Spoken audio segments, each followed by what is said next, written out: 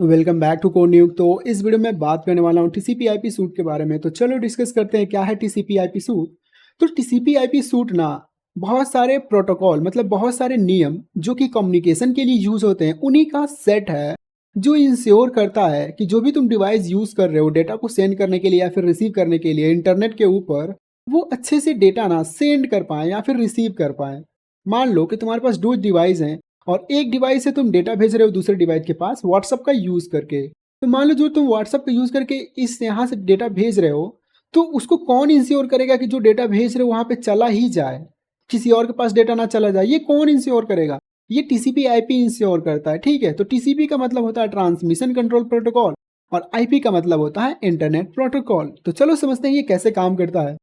तो ये जो टीसीपी आईपी जो है ना इसके चार लेयर होते हैं। पहला application layer, transport layer, internet layer और नेटवर्क एक्सेस लेयर। तो यहाँ पे मान लो तुम व्हाट्सअप का यूज कर रहे हो कोई भी मैसेज को भेजने के लिए या फिर वीडियो को भेजने के लिए या फिर कोई और चीज भेजने के लिए, तो इन चार लेयर से होके जाता है। और जो रिसीव करता है ना वो भी इन चार लेयर से होके जाता है। और ये सब कुछ होता है इंटरनेट के ऊपर। ठीक है, ये बीच में सर्वर होता है। तुम समझ ही रहे होगे इंटरनेट क्या होता है, इंटरनेट का कॉन्सेप्ट अगर तुम्हें क्लियर होगा तो चलो डिस्कस करते हैं कि एप्लीकेशन लेयर क्या होता है। तो जो भी सेंडर है ना, the data originates here where application like web browser और email client prepare the data. मतलब ये जो लोग हैं ना, कोई एप्लीकेशन हो गया या जैसे कि वेब ब्राउजर हो गया फिर ईमेल क्लाइंट हो गया, यहाँ पे डेटा को एक्चुअली क्रिएट किया जाता है कि कौन सा डेटा भेजना है। से तुम व्हाट्सअप का यूज कर रहे हो तो तुम वहीं पे बताते हो, वहीं पे डिसाइड करते हो ना कि कौन सा डेटा तुम भेजोगे। तो ये वही लेयर है, समझना। और यही लेयर यहाँ पे भी होता है। मतलब व्हाट्सअप तो यार रिसीवर के पास भी होगा ना, तो उसके पास भी एप्लीकेशन लेयर होगा। तो यहाँ पे वो क्या करेगा, application layer on receiving in process the incoming data so that it can understood and use by the application. मतलब जैसे ही तुमने डेटा भेजा एप्लीकेशन लेयर का यूज करके, तो इसके पास भी एप्लीकेशन लेयर, इसके पास भी व्हाट्सअप है, तो उस व्हाट्सअप का यूज करके वो डेटा को असेंबल करेगा और समझेगा कि तुमने कौन सा डेटा भेजा है। ठीक है, वो यहाँ पे समझेगा और यहाँ पे डेटा देख भी पाएगा। तो उसके पास से क्या होता है कि जैसे तुम डेटा भेजते हो व्हाट्सएप का यूज करके, तो वो जाता है ट्रांसपोर्ट लेयर के पास। तो उसके पास से चलो समझाता हूँ क्या होता है। This layer segments the data into smaller packets और pieces if necessary and adds header that help in managing data transfer such as sequence number and error detection। तो जैसे ही तुमने व्हाट्सएप का यूज करके कोई भी डेटा भेजा, तो जो डेटा है ना छोटे छोटे पैकेट्स में टूट जाता है। छोटे छोटे पैकेट्स जो होते हैं वो 0 और 1 के फॉर्म में होते हैं। और 0 और 1 का जो कॉम्बिनेशन है, मान लो ढेर सारा, मान लो तुमने ढेर सारा वीडियो भेज दिया। ठीक है, मतलब एक ही वीडियो भेजा तो एक ही वीडियो में ना ढेर सारे 0 1 का कॉम्बिनेशन हो जाता है। मतलब बहुत सारे 0 1 का कॉम्बिनेशन होता है और उसी 0 1 के छोटे छोटे पैकेट्स बनाए जाते हैं और सभी पैकेट्स में ना हेडर ऐड किया जाता है ताकि वो अच्छे से भेजने के लिए, डेटा को अच्छे से ट्रांसफर करने के लिए। और उसमें सीक्वेंस नंबर भी डाला जाता है ना, ताकि मान लो कोई डेटा, कोई पैकेट्स वहां पे ठीक से पहुंच नहीं पाया हो तो तुम्हारा वीडियो ठीक से वहां चलेगा ही नहीं, ठीक से खुलेगा ही नहीं।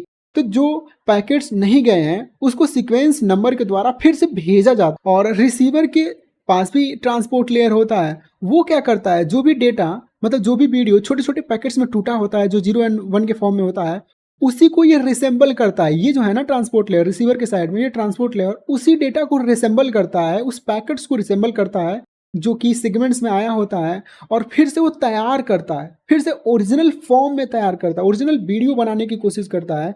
और वो कैसे कर पाता है, वो कर पाता है क्योंकि उस वीडियो में ये जो भेजा है ना उसमें सीक्वेंस नंबर लगा हुआ होता है। ठीक है, हेडर लगा हुआ होता है और भी सारी चीजें लगी हुई होते हैं। उसी के बेसिस पे ये डेटा मतलब पैकेट से फिर से वीडियो के फॉर्म में कन्वर्ट कर पाता है। कौन कर पाता है, ये ट्रांसपोर्ट लेयर करता है। तो चलो आगे समझते हैं उसके बाद से क्या होता है। उसके बाद से जैसे ये डेटा भेज दिया, ठीक है, छोटे छोटे पैकेट्स में कन्वर्ट करके डेटा भेज दिया, तो ये जाता है इंटरनेट लेयर के पास। अब इंटरनेट लेयर का क्या काम है तुम्हें शायद पता भी होगा, लेकिन फिर भी मैं समझा दे रहा हूँ। This layer adds local addressing to the data enabling routing across network. तो अच्छा एक बात बताओ, तो तुमने अपने व्हाट्सएप का यूज करके छोटे छोटे पैकेट्स में डेटा को कन्वर्ट तो कर दिया, लेकिन ये कैसे पता चलेगा कि कौन से मतलब डिवाइस के पास तुम भेज रहे हो? तुम्हारे डिवाइस का एड्रेस क्या है, इसके डिवाइस का एड्रेस क्या है? यार एड्रेस भी तो पता चलना चाहिए ना, तभी तो एक एड्रेस से दूसरे एड्रेस पे भेज पाओगे।